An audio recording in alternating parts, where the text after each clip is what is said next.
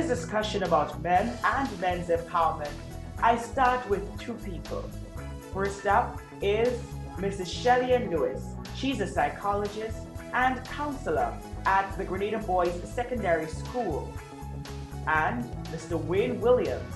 He's a certified trainer who is working with the men's empowerment movement here in Grenada. Here is the first part of this discussion. Okay, what I'm zooming into now is communication, teaching boys how to communicate feelings, how to communicate everything. We can't leave the girls out of it because that's what has happened a lot in the recent past. A lot of focus has been on the girls. I mean, not that we are where we should be, but at the same time, a lot of focus has been on the girls. And so the boys are now left without a lot of guidance. And we have so many girls, so many women who are barreling ahead with this, that, and the other. And the boys are like, well, I mean, she don't need me. You will hear a lot of them saying that. And you're right, Sarana. Right now in society, most households are women dominated. Yes, there's a lot of single parent homes, even in Grenada, and it's mostly women headed, right? And then these women, based on whatever experiences they had with a man, have this skewed negative perspective of how from their experiences about a man, and they transfer those feelings to their boys, those negative perception. And this messes up with our young men, the way they see themselves, right? How they grow up, how they develop, and so on. And also they empower their girl children more than the boys. Okay, wait. So boys are being marginalized. I just wanted to say, with this group that I am working with, the Empower program, one of the first week, what we spoke about, what it means to be a man.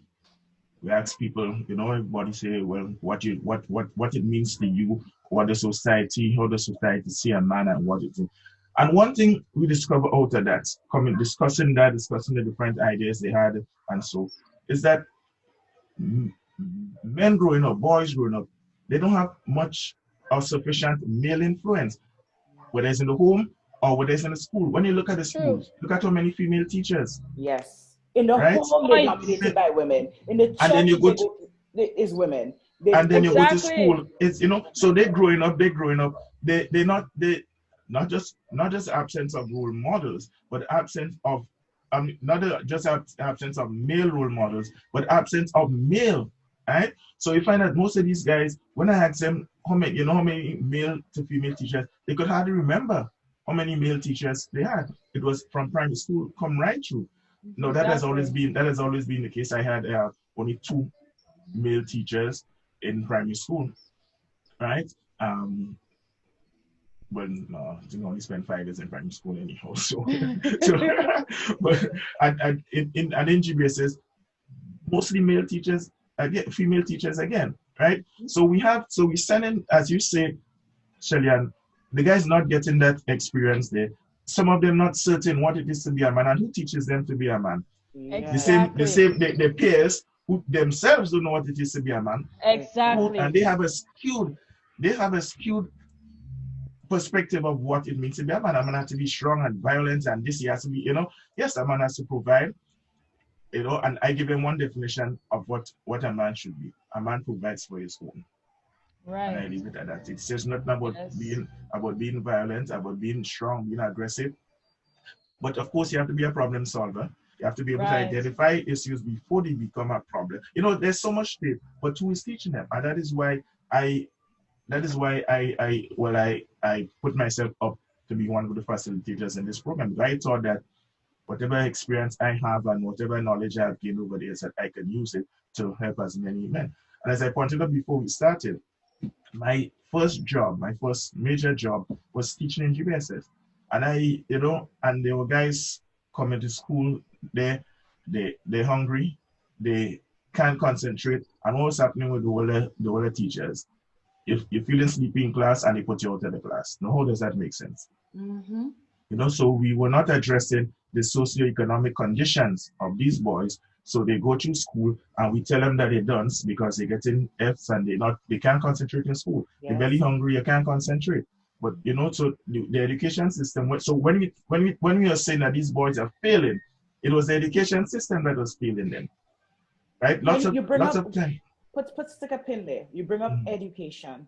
One of the things I've learned, and Shelly explained that to me, and another person I spoke with, who I would add when I'm doing the whole collage, the whole report, he pointed out the way boys and girls are taught should be different.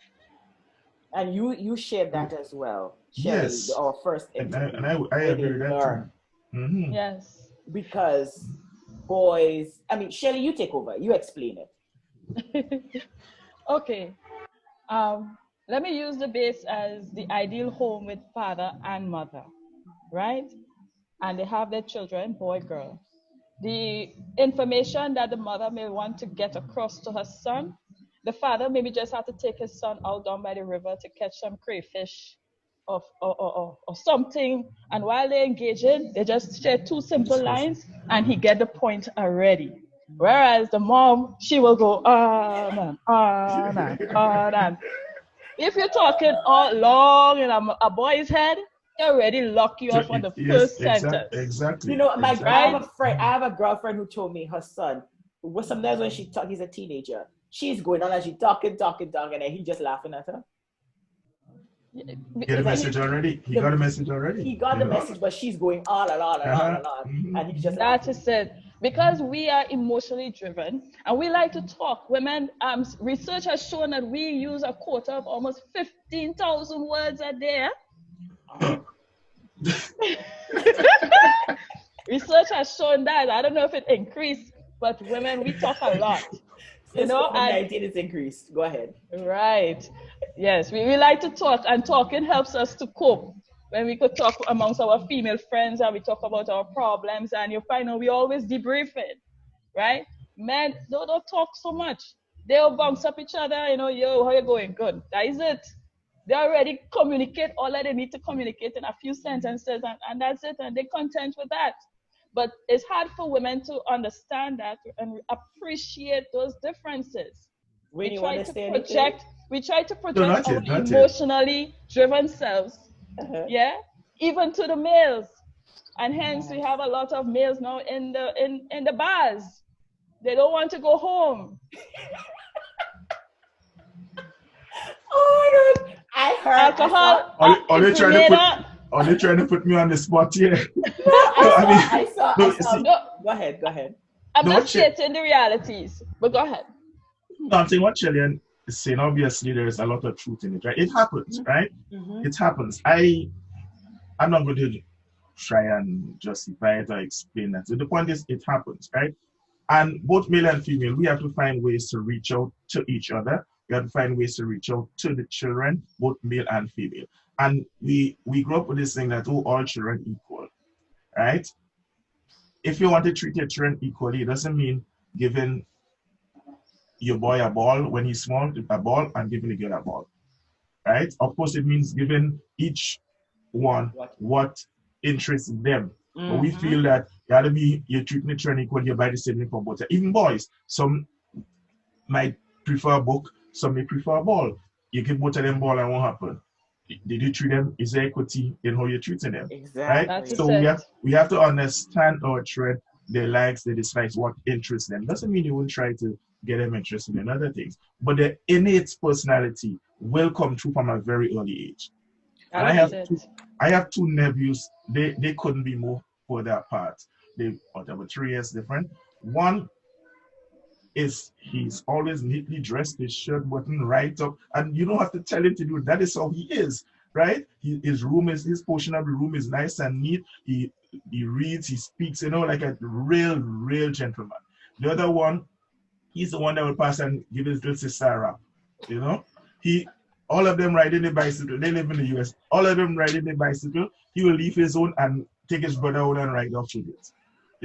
He is just high energy. He just, they're just completely different. Is he doing it to be wicked? No, it's just, of course, his brain is developing. Expression. He is high energy. He is scrapping on his bike. he's what, maybe about 9 or 10 years now, and he scrap his bike, take out things and put it back. The other one is not interested in how the bike works, how the bicycle works. He's interested in riding his bicycle, you know? Right. So how do you channel that energy? And that is why I mentioned about our education system, right? When I was in school, there's a guy, he was not interested in Shakespeare and so on.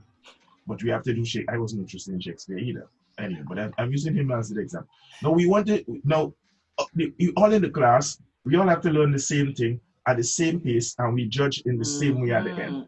That's it. He was not interested in that. I don't know what his socioeconomic conditions were, right? But I know that they were not optimal. But when he went home, what was he doing? He was fixing radios. All the children in school will bring radios that the parents have without kind of cobweb and that are now working, and you bring back the next day working. But yet, here we had him in class trying to learn who Viper violin and not kind of, you know, or from music fire and not kind of foolishness like that. He's not interested in that. So at the end of the day, when he has to do an exam, of course he's going to feel all the time, because when others go home and they have an enabling environment in which they could learn, he had to tend to the goat and the sheep. He had to go and catch water, and then he gonna fix radio. He's the first guy I know attempted, and that's why we were in school. He put a lawnmower engine on a bicycle and he was riding. He was riding it. So, and then when exams and everything, it will affect his self-esteem. Of course, you know, of course, because he was being measured in a way that he didn't fit himself into. I'm not saying that he could not have done it if he didn't have the interest, but at that time, how were we catering for people like him? So that there may be more opportunities for technically gifted people now, but we still celebrate the person who gets what 8, 10, and 12 CXC. We celebrate the academics. And nothing else. So the TV reporters go to their school, they interview them, what happened to the person that gets 5 CXC? They still go on to university, they still get a master's, they still go on further, they still, you know, and so on. But we just feel okay. The only way to measure someone is through academics. That we have to shake that. So a lot of these guys that I'm dealing with there now, I don't know the background. I never asked them, because I don't want anyone to feel that I'm singling them out. I treat everyone equally. But the only criteria that they needed to be in that program, you're over 18, well, between 18 and 35, and unemployed. So the ministry would have done their vetting, and that is all I am concerned with. These guys are unemployed, so they're here to learn a skill. I am doing the soft skill portion of that program, and then they would go on and they will indicate what areas what practical areas that they want to do, and they will eventually have a CBQ level 2 certification. Right?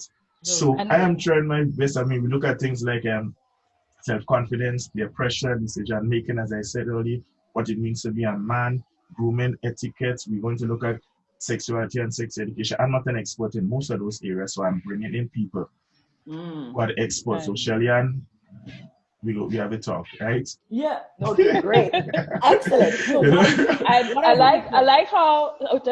Sorry. Go ahead, Shelly-Ann. Go ahead. I like the direction in terms of this education system need to change. We need to break out of that. We like to copy too much of outside to fit into our Caribbean cultural context. The British cannot fit here.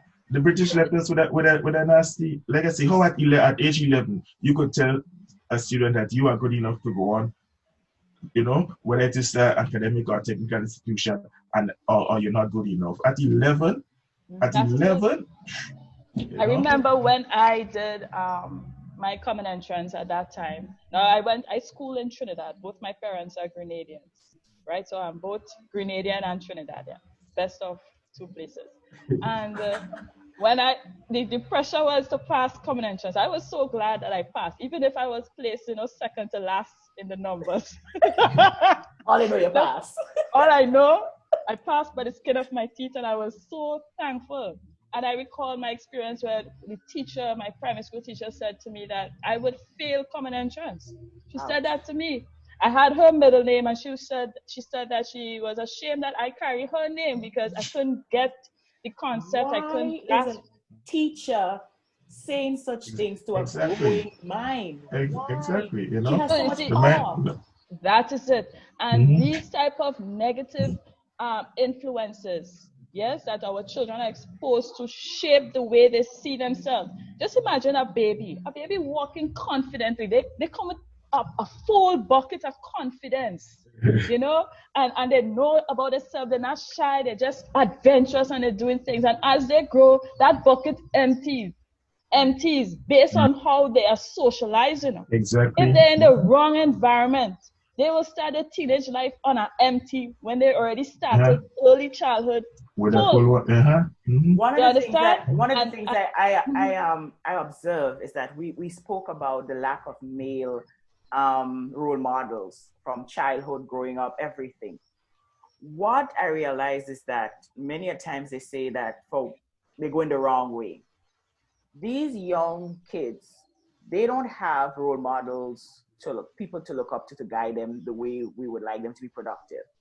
However, the male they would see is the guy who is not doing things that society wants them to follow. For example, the one selling the Exactly. drugs, the one Mhm. drinking the alcohol. So they pass in the street and the drug dealer say, "Yo, what's up?" Who is paying attention to them? The drug dealer, Yeah. right? Mhm. Who when they pass in the street, some of them the kid might look sad, the drug dealer or whoever. Let's use the drug dealer and say, "What's up, little man? What's going on?" And he say, "Man, don't worry, man. Hold a little something. Buy something for mommy. Don't worry."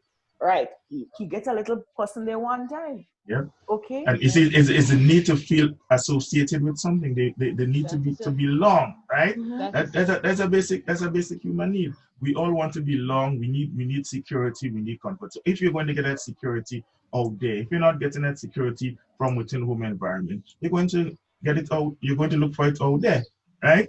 And I can tell you that I have seen 3 weeks now. I'm doing this program with the guys, and I have seen changes in their behavior. When we start in 4 o'clock, 3/4 of the class, those guys are already there. They come early. Those who will come late, they come rushing, not sauntering in, and they come in quietly, come through the back door instead of the front to the sub and sit quietly. We have lively discussions. We had let me tell you an exercise I did, a team building exercise while we are warming up to do some team building exercise, because it's not all lecture and talk, right? As I tell them the first day, I didn't come to teach. I come to facilitate learning. So they will learn from me, I will learn from them, we will learn from each other. And we do it in a variety of ways, right? We do team building, we do exercises, and one of the exercises that I gave them, when they came in, everybody sat down, I pass around a roll of toilet paper. And I say, take as much as you want. Some guys to go on, come in, some cautious, take a little bit, some wrap their hand and take paper, and and so on. When everybody had their fill, I say, okay, for each sheet, count and tell us how many sheets you took, and for each sheet, tell us something that you learned. One guy took 17 sheets.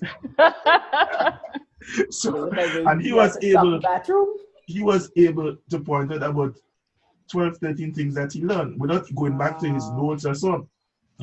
When he got to the end and he couldn't, he's a guy that, he's a lively kind of guy. When he got to the end, he put on one, he said, I learned to come early. I learned not to come late. I learned that if I come early, I will learn, I will learn everything. I learned if I come late, I go miss, But, he was injecting a little bit of humor into it. But I was so glad to see that these guys could outline things that they have learned. Right? And not because of I stand up in front of me standing up in front there and preaching, but just by them going through the peer learning and having discussions. And I was able to get guys who were very quiet and introverted before. They're now sharing information and sharing, And to be honest with you, I don't know if maybe I missed my calling. But you didn't miss it. You're in it. Yes. Yeah, we so. can live multiple lifetimes in one lifetime. Never And too late. to be honest with you, I could only say good things about these guys. Trust me. That's really Yes. good. Where are you working with them? Which parts of Grenada? The youth center. Every Monday to Thursday, 4 to 6. Okay. That's really If you're in the area, feel free to stop by. well. That's one of the things I intended to do today. Yeah, we'll be there this afternoon. Today we'll be speaking about dealing with difficult people. And even though we have the list of things, but I put in other topics that I feel like they'll be interested in. And why I'm putting in this, last week, Wednesday, we had that same day when we had a team building exercise. One guy came late and we had the groups, their objective was to build a tower out of drinking straws, and in 4 teams, and the team that made the tallest one that could stand on its own, that team won. He came in, the teams were already working. He came late, he said afternoon he came, and he went to a team, but he sat back from the table. So one of those guys would chastise him and say, well, you're working as a team, come and help. So right away, there's a little personality clash there. He got upset, he was going to another team. I said, no, I want you in this team, you have to stay there. He gave them a little attitude, and eventually he just sat there, he didn't help at all. So I realized that he was being difficult. On Thursday, that was Wednesday. On Thursday, however, we had a little games there, little strategy games, Chinese checkers. We play Connect 4, draft card, dominoes, just so that the guys could just socialize as in the way guys socialize, right? And he was over what happened the Wednesday, and he was interacting with people and so on. So I say, okay, so today I'm going to speak with them about how you deal with difficult people and difficult situations, so that while that is still fresh in your mind, because the guys were upset about it, the guys in that group, because when I asked him what were some of the key takeaways from the exercise, one of them did mention about not wanting to work in groups and team and how important it is to work in teams. So today we're speaking about that. So that is good. I wish that the Empower program could get broader to even include the younger group, like those who are like 15 and up. Teenagers, those early teens, because they need it, especially as they have so many working against them in terms of, more females teaching in the schools than males, and most of them growing up in single parent and dysfunctional homes. I had cases of boys who will come to me in the office and they're crying, Miss, how can my mother say to me that, I just like my father? Now, that's the worst thing a single mother could say to her son. Yep. Especially when she already been cussing about this man. Oh, he ain't giving no money, and this, that, and the other, and he don't love you. And you say so much of negative things about the boy's father, and then you turn to the same boy and you say you're just like your father.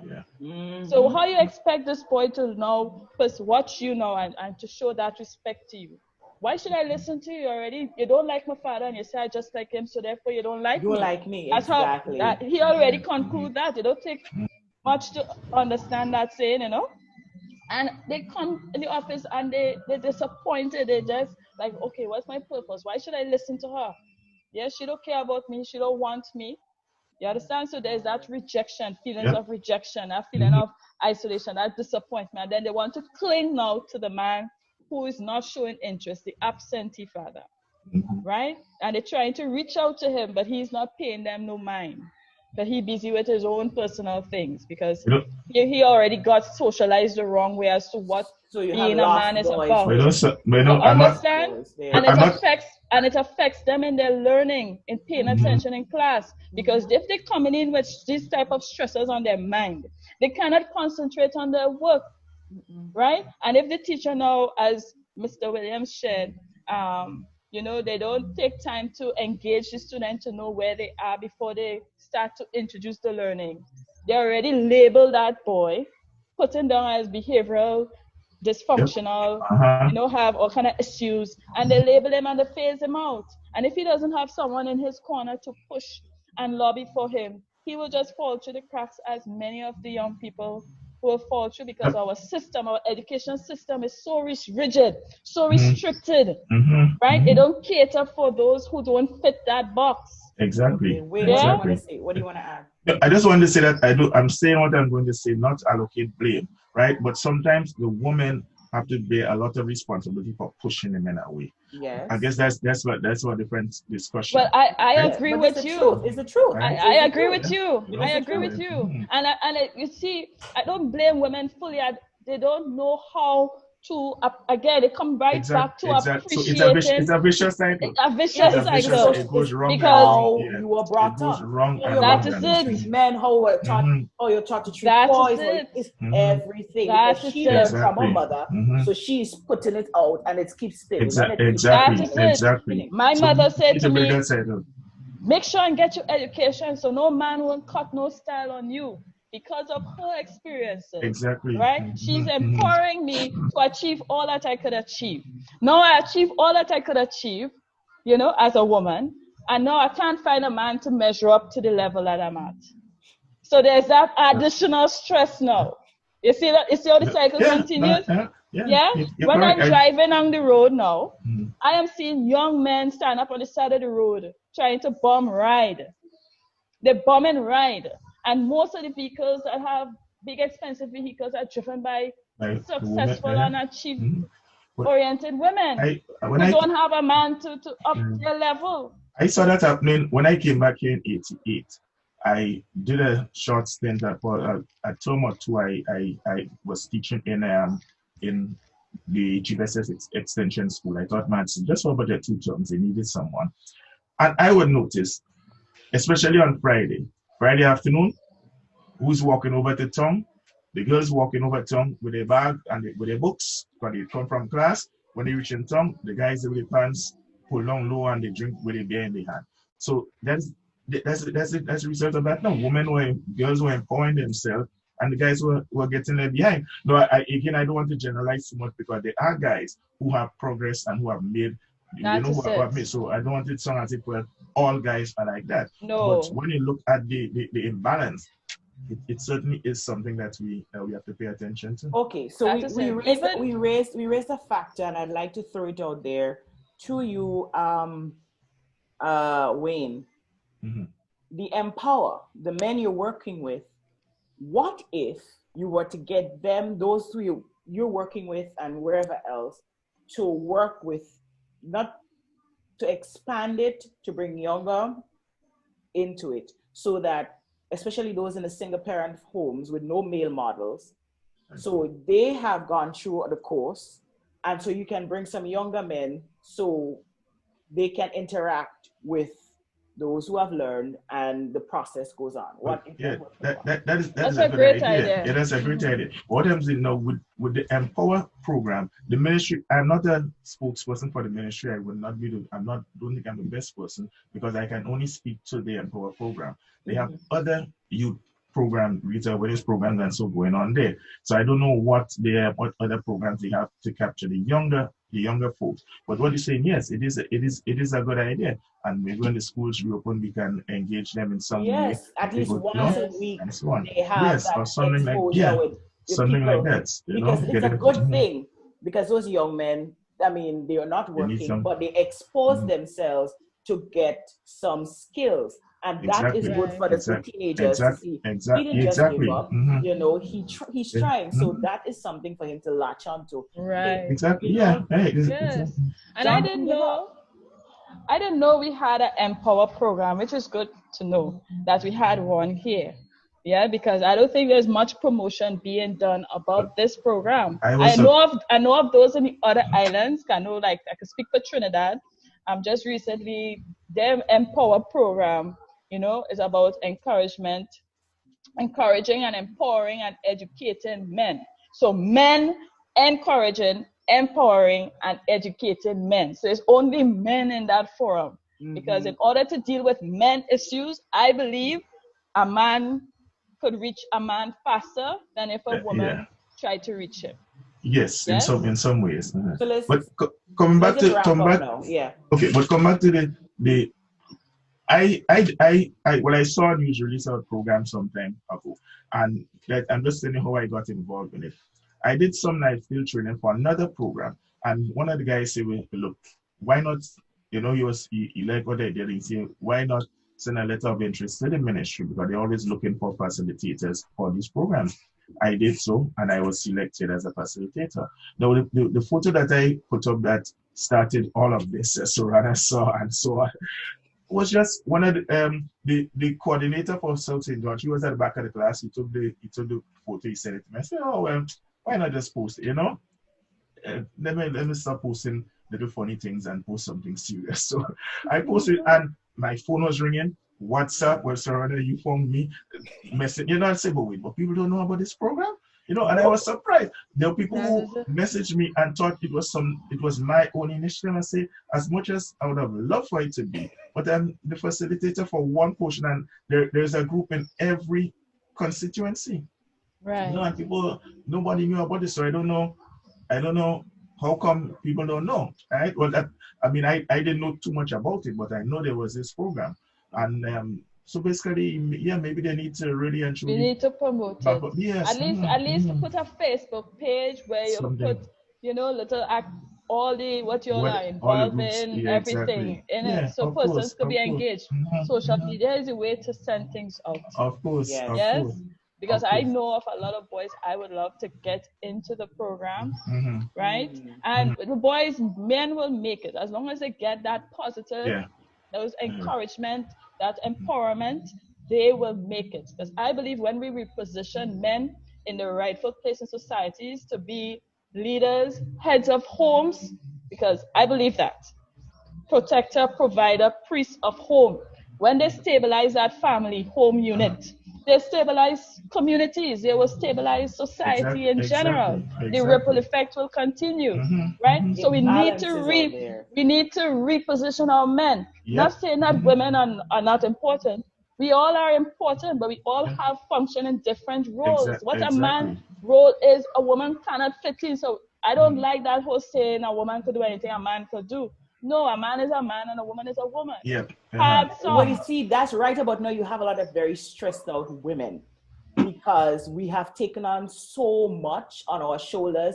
Granted, we cannot find the partner to work with us.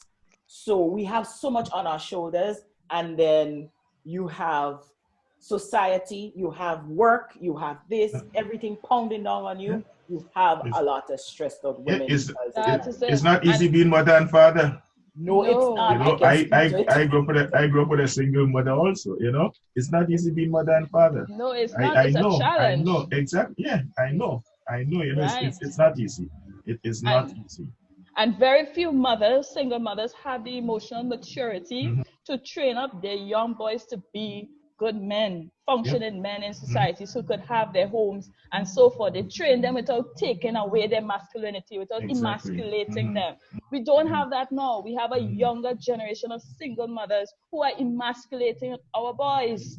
Generally, I'm speaking general. Okay. No. I give an example. The simple thing is, okay, a little boy, 2 years old, the little girl, 2 years old. The little girl fall. She bruised her knee. Everybody will go, and they get medication. They treat her little bruised knee. Don't cry. And they blow it and they comfort her and so forth. A 2-year-old boy fall down, he bruised the same knee.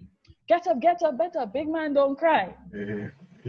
Come, brush it off. Run. Big man don't cry. Already, there's already socializing him to not take care of himself physically without getting medical attention, and his emotional needs are not being met. And then that's so he don't need to be comforted. So angry, and a lot of them grow up to be angry. And not just angry, they keep everything inside. Because they were told that big men, men don't get on like that. That's not how a man. So they keep it inside. They keep it inside, and that's why men have lower life expectancy rate. You understand? Because they keep so much inside, it makes them sick.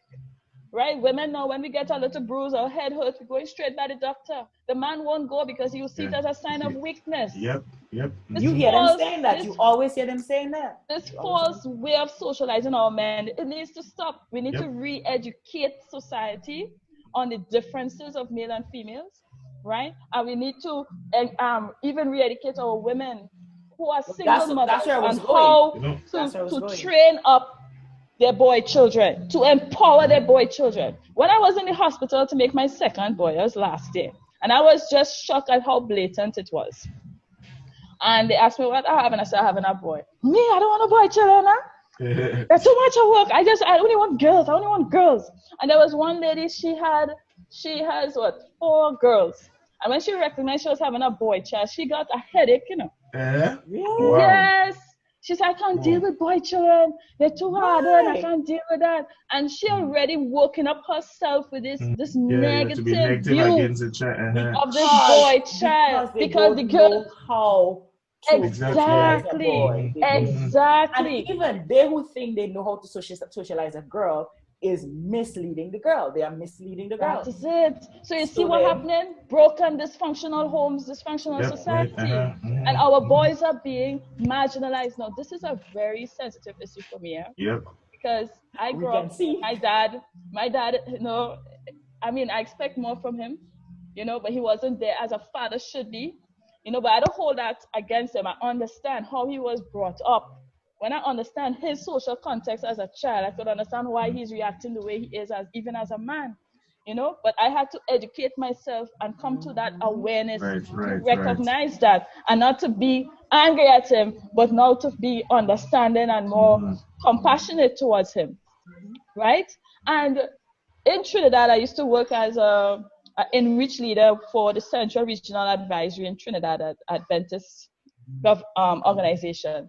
And we started this initiative called Men's Ministry. Where we had a men's ministry, but it wasn't as active. But I had a vision.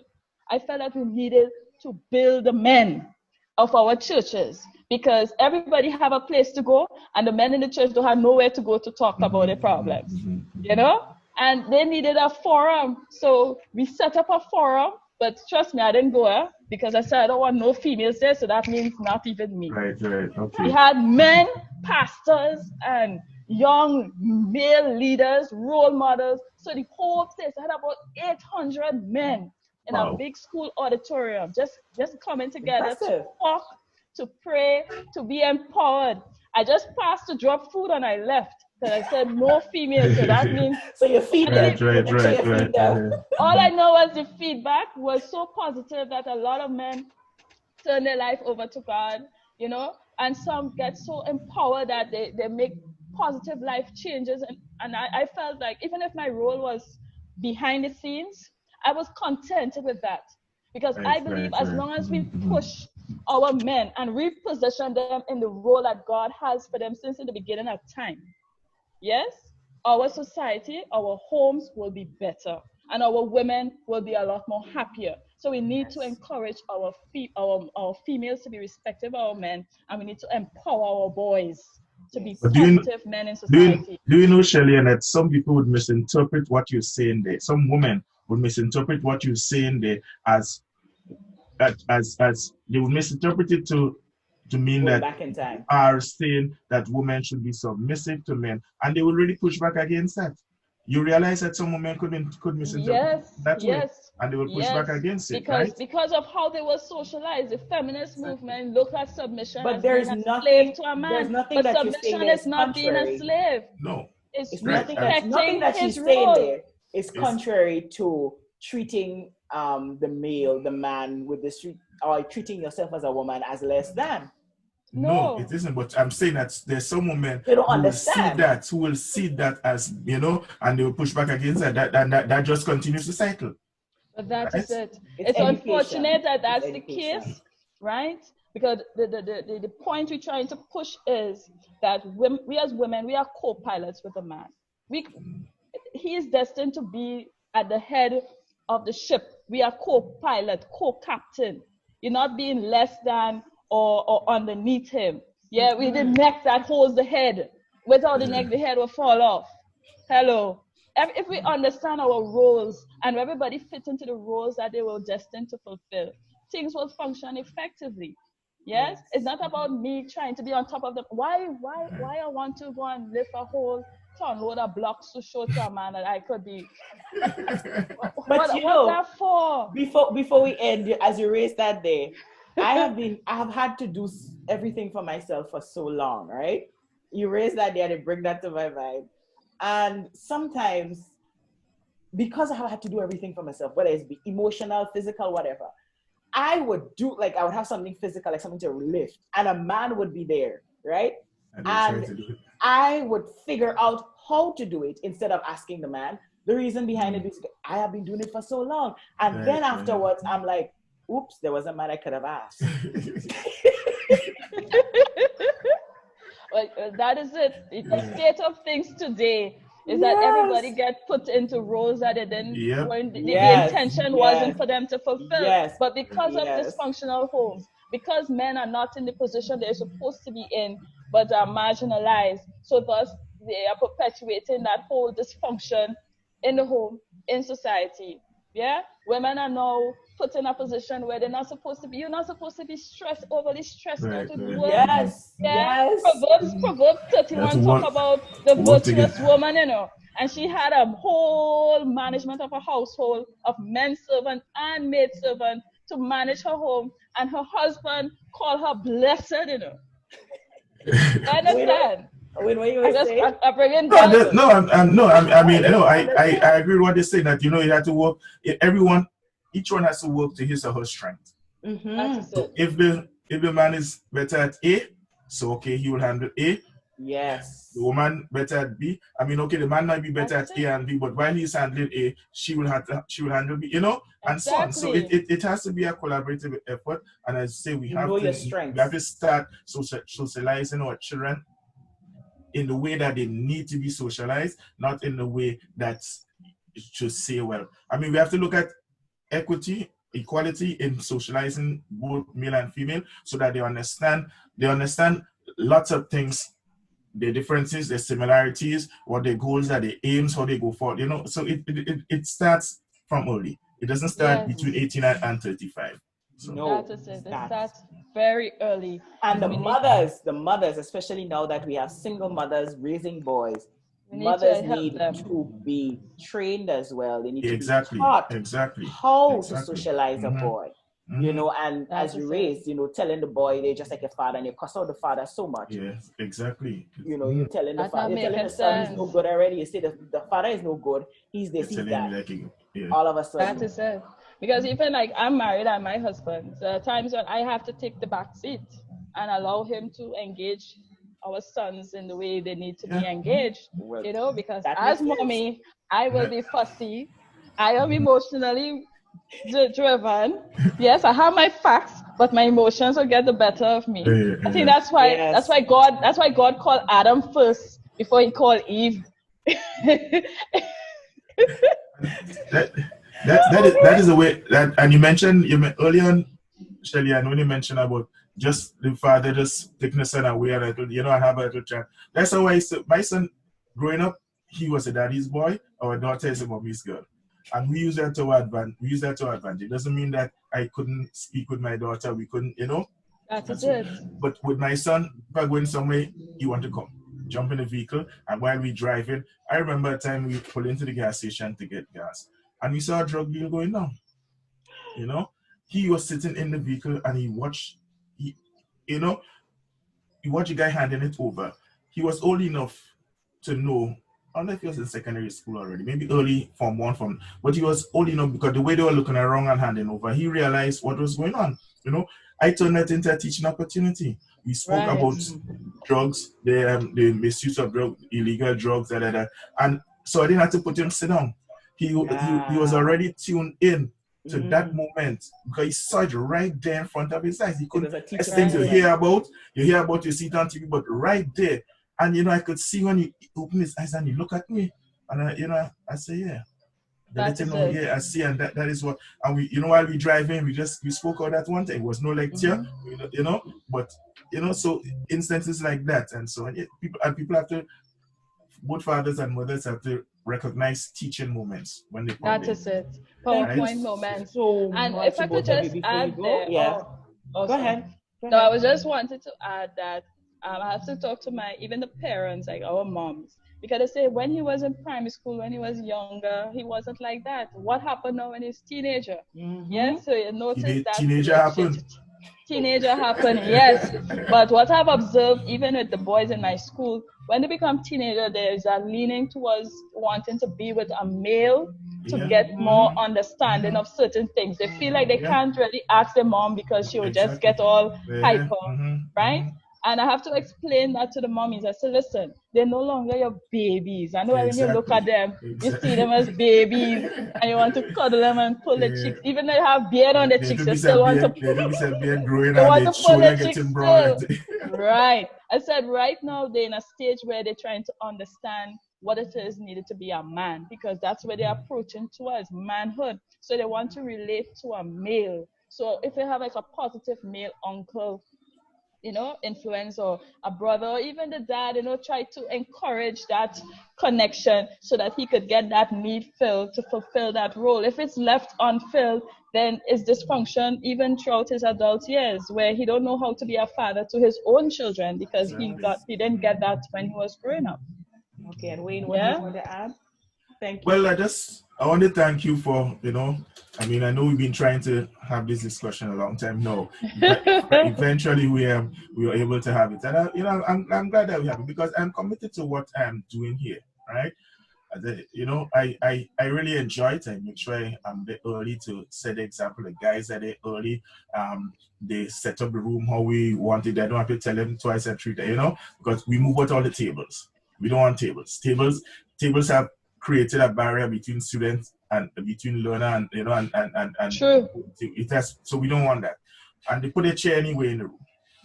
You don't have to be in a straight line. You make yourself comfortable. If that is how, if you feel comfortable sitting backwards on the chair, sitting sideways, if that's how you're comfortable and you could engage in the discussion and so that's going on, we chatting. I tell them we're not having class. One guy said that he had a friend that he wanted him to come to it, and he said every afternoon he's coming and he's seeing the guy on the block and he's saying, let's go to class. I say, no, we're not having class. We're having sessions. He lost the friend because the guy has been going to class all his life and they're not working out for him. Mm-hmm. So why even tell him go to a class now when he's a grown man, when he doesn't have to go? He wouldn't go. I say, no, tell him we're having a session. It's like a block session we're having in a air-conditioned room. Mm-hmm. So we come and we talk man to man. I speak the vernacular of this. I don't speak as if I'm doing a lecture presentation. Right. That's a different way to speak. We speak man to man. I use dialect. I use idioms. We make jokes and that they could relate. They could relate to that. So nobody feels that he's under pressure to speak in a particular way. Right. We speak for understanding. And trust me, without being able to analyze it and tell you, okay, we go from here to there, that, you can feel the difference, you can see the difference in interest and so on. I reached out to Mr. Ian Blanchard, who is a business coach and in the business of developing people. His focus is on education. Boys learn differently. And what we've attempted to do, we've attempted to teach boys like girls. Mm. And therefore, boys get fed up, they lose interest, and therefore they find other things that attract them. Boys like to use the energy. They like to, when I was growing up, I ran around a lot. I was saying the other day that I remember I was in the middle of Roseau with a tire, some oil and 2 sticks, and running around barefoot. And my father, God, he didn't see me, because if he had, I would have paid for it in other ways. But we love that concept of using our energy. So we try to get men into a session, and we kind of just want to chat. Men don't. But if you take men and you play some sports, play a game of football, dominoes, basketball, then the conversation starts. So we've got to change the approach in how we try to reach men. We've got to change the approach in the conversations, the words we use with men. Men are very, very different. And I think we've lost the plot. So teachers get frustrated with boys because they can't sit in one place for too long. And therefore what they do, they get renegated to the back, or they just get ignored. So what we have is a system that begins that process at a very young age, and the boys get frustrated, and then they obviously find other things that keeps them energized and keeps them some sort of income, but is not necessarily in the right direction, and therefore they die young because we're fighting against each other. We don't teach our boys how to resolve conflict without fighting. And I think that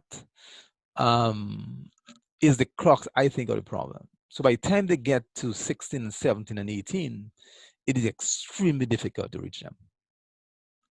And when we do, we tend to want to do, well, we kind of bring them in a session and we have this conversation and we let them back out. We need to understand that human behavior doesn't just change. Human behavior changes when people believe that it means something to them. Earlier on, we spoke of the whole concept of, of people wanting to become managers. The reality is, if a human being doesn't want to change, I don't care what you do, you're wasting your time. You see, God gave us will. And I don't think we understand the concept of a will. If I decide, one thing I heard years ago from a pastor friend of mine, he says that when a human being decides not to do something, not even God can change that. And some people say, Ian, that's heresy. But the concept of a will is the best thing God gave us and is also the most dangerous thing he gave us. Because it is that very will that allows us to choose against the very person who gave us the will. But that's what free will is. And if we understand the concept of a will and we understand what drives the will, and we understand that human beings have a natural propensity and a natural desire and a natural push to progress.